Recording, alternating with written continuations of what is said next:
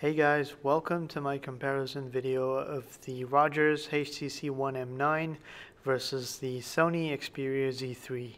So I'll be putting these two devices head to head and we'll see whichever comes out on top. Let's go ahead and get right into the video. So we'll start off by talking about specs. The M9 is packing a Qualcomm Snapdragon 810 processor while the Xperia Z3 is packing last year's Snapdragon 801. The M9 is an octa-core device, so it's got 4 cores which are clocked in at 1.5 GHz and another 4 cores which are clocked in at 2 GHz. While the Z3 is just a quad-core device, so it's got 2.5 GHz, a quad-core processor. The Z3 also has an Adreno 330 graphics card, while the M9 has an Adreno 430 graphics card. They both can take a micro SD card slot of up to 128 gigs. They both have 3 gigs of RAM, and these two variants that I have on hand have 32 gigs of onboard storage, while the Z3 comes in 16 gigabytes as well. Taking a quick tour on both devices, on the bottom the Z3 has nothing on it, while the M9 has a micro USB port and a 3.5mm headphone jack. Up top is where the Z3 has its own 3.5mm headphone jack along with a microphone, while the M9 has an IR blaster on its top. On the right hand side, the Z3 has its micro SD card slot and nano SIM card slot under a flap. It's also where it has its power button, its volume keys, and its dedicated camera button. Now the M9 also has its micro SD card slot on the right hand side. It also has its power button and its volume keys. On the left hand side, the Z3 has a lanyard port. It has a magnetic charging port. It also has its micro USB port under a flap, and on the M9 it only has its nano SIM card slot. On the back is where the Z3 has its 20.7 megapixel camera with an LED flash, while the M9 has a 20 megapixel camera with dual LED flash. They both have non-removable batteries. The Z3 has a 3100 mAh unit, while the M9 has a 2840 mAh unit. In front, the M9 has a 4 ultra-pixel camera along with its notification LED, and the Z3 also has a notification LED in front along with its 2.2 megapixel camera. They both have front-facing speakers, but these M9s are machine grilled speakers and they look gorgeous compared to the Z3s, and they sound better than the Z3s too. At least they sound a lot more louder. They both have on-screen buttons as well, although Sony's looks a lot more similar to the stock Android Lollipop on-screen navigation buttons. For the screens, the Z3 has a 5.2-inch display while the M9 has a 5-inch display. They're both packing very similar screens. They're both 1080p LCD screens. The Z3 has a pixel per inch density of 424 while the M9 has a slightly higher PPI of 441. They're both very nice screens. Both get really nice color saturation. They have decent viewing angles and they get really bright outdoors as well. As for build quality, they're both very nicely built devices. The Z3 is glass on the front and back. On the front it has Gorilla Glass 3, while the backs is Dragon Tail, I believe. It's not scratch resistant. I have a ton of scratches on this, and it's also a fingerprint magnet, but the good thing is that it wipes off easily and it looks really nice and sleek when it's perfectly clean. The M9 is pretty much metal all around. It gives you that nice cold feeling in the morning when you pick it up. It just feels a lot more premium. If I had to choose, this is my personal opinion, I would go for the M9. I just prefer the metal build, and just the aluminum in the hand feels a lot more better than the Z3. Although the Z3 is not bad at all. If you're a huge glass fan, you're going to love the Z3. Now, in terms of software, they're both running Android 5.0 Lollipop. HTC is running HTC's Sense 7.0 UI on top of Lollipop, and it's a very nice and minimalistic skin. It's got some really nice colors. It feels very decent. You've got HTC Sense Home, which was also known as Blink Feed. It's also available. The navigation bar looks a little different, the settings look a little different, but most have features which are very similar, such as HTC has themes on board, so you can really choose between themes, or you can even create your own to personalize your device. The Z3 has that too. You can choose between themes which are available either on the Play Store or on the internet. You can just download it and apply it. It pretty much changes the icons, the wallpapers, the color scheme of the device, the navigation buttons and whatnot. Something to note here is that the Z3 looks a lot more like stock Android, so if you're someone who prefers the looks of stock Android over an Android OEM skin, you're going to enjoy the Z3 more. It's got those nice animations going on. Even the navigation bar and the notification shade looks a lot more like stock Android.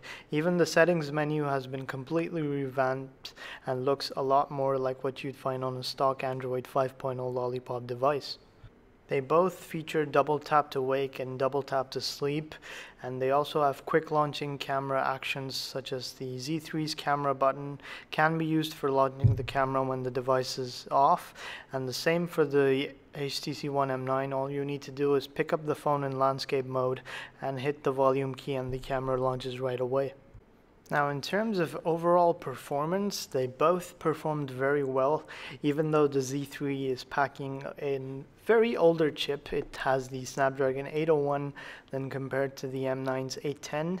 Performance-wise, it's pretty much spot on. It performs just as well as the M9 in multitasking, although the M9 does have the slight advantage in terms of benchmarks. If you do benchmarks, it obviously come on top as it packs a newer processor, but the Z3 is just as fast. It's just as fast in opening apps, in closing apps, and switching between apps.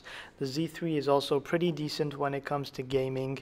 Gaming performance is pretty much spot on for the Z3, and same goes for the M9. The M9 also handles highly graphic intensive games very nicely. It performs very well, and it's pretty much what you'd expect from a 2015 flagship. But although the Z3 is last year's flagship, it doesn't underperform. It performs just as well. Now we'll talk about the cameras on both of these devices, and we'll start off by talking about the camera software on the HTC One M9. And it's quite decent. I like it very much. It's very simplistic. There's a camera mode, there's a selfie mode, there's a panorama mode, and it's got some decent features. You can set the ISO, you can set the white balance. You've still got HTC Zoe on board. There are some effects which you can add to, and it does shoot 4K video as well. The Z3's camera software is quite decent too. You can tweak a lot of the settings. There are also a bunch of modes which you can choose from. It shoots in 4K too, but what I didn't like about the Z3 was the fact that the regular mode, which is the auto mode, it only shoots in 8 megapixel. It doesn't take advantage of the full 20.7 megapixel sensor. So you really need to go into manual mode and adjust the manual settings each time you want to take a picture of 20 megapixels. So that kind of sucked. I really wish I could use HDR or any of the automatic modes for the 20 megapixel sensor, but that's really not the case. Now we'll start off by talking about pictures in low light, and this picture here was taken in a very low light situation.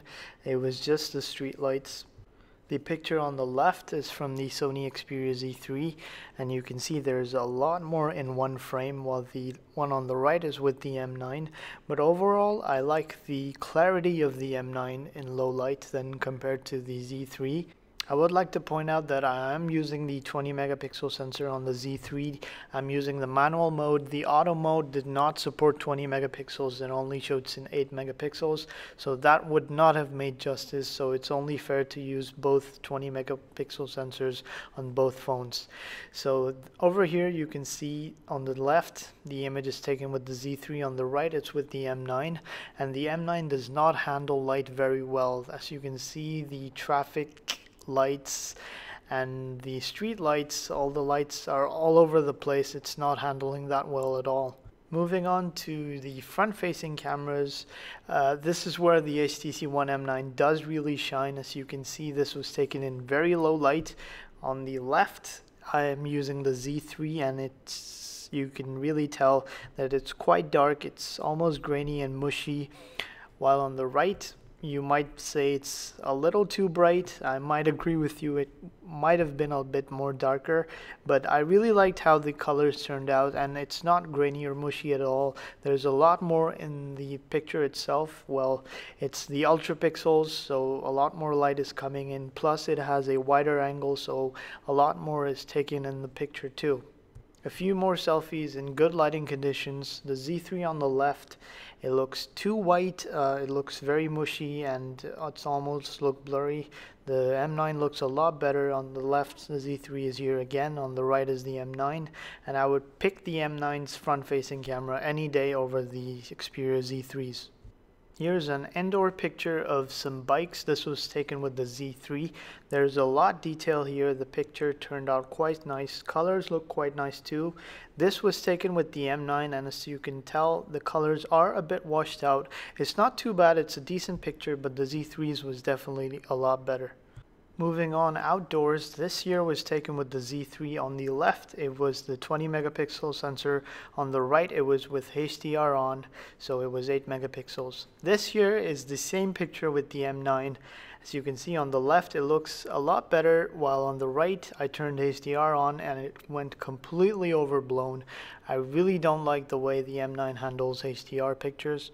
Here is the M9 again. On the top is without HDR, and on the bottom it's with HDR. And as you can see, with HDR it's completely overblown, and without HDR it looks quite dark. Here's a sample of the Z3 of the exact same picture. Up top is with HDR and 8 megapixels, and on the bottom is 20 megapixels, and you can tell it looks a lot better than what we saw on the M9 of the exact same pictures, both with and without HDR. Here's the M9 again, handling light coming at it very poorly. The top picture is without HDR, while the bottom picture is with HDR mode turned on. Now here are the exact same pictures with the Z3, and as you can tell, light is being handled a lot better here. Although it's a bit darker, but it definitely looks a lot better as the light is not all over the place. The picture seems a lot more natural, and it just looks significantly better. As for battery life, I'm happy to report that they both have very good battery life. The Sony Xperia Z3's battery life is a tad bit better. I can easily get anywhere between 4.5 to 5 hours of screen on time with a full days of use, while the M9 gives me anywhere between 3.5 to 4 hours of screen on time. So not too bad, they're almost neck and neck. They both have features such as power saving mode, which can last your battery for days depending on usage. It pretty much deactivates everything and just gives you calls and texts. These are features which can be turned on, and they work nicely on both, but I personally haven't really tried them because I don't like using my phone without data. But nonetheless, it's a nice feature to have in case if you're traveling and you do not have access to any mobile chargers or any way of boosting your battery back up. Now, an important advantage that the Z3 has over the HTC One M9 is the fact that it's IP68 certified, which means it's dust-proof and water resistant to over 1 meter in fresh water for up to 30 minutes. So if you're someone who likes to take their phone in the shower or when they're going for a swim, you have that peace of mind with the Z3 because of its water resistance. And with the M9, that's not something you might want to do. Now, to conclude my review, both of these phones are very nice looking and sleek and powerful devices. What you'd want to choose over these two is really going to depend on what your priorities are. If you're looking for a phone that has a good camera and also is water resistant, then the Z3 is obviously the choice that you're going to go for. But if you don't really care about the rear facing camera and you're more of a Snapchat person, you want the better front facing camera, you want the better build quality plus the boom sound speakers, then you're definitely going to want to choose the HTC One M9. So it's all about personal preference and what your priorities are. Anyways guys, that's pretty much it for me for this video. If you liked it, please feel free to give it a thumbs up as it helps me out a lot. And do subscribe to stay tuned to more of my stuff. If you have any questions, feel free to leave them down below, or you can ask me on or follow me on any of my social media accounts. Thanks for watching, and I'll catch you all in the next one. Take care. Bye-bye.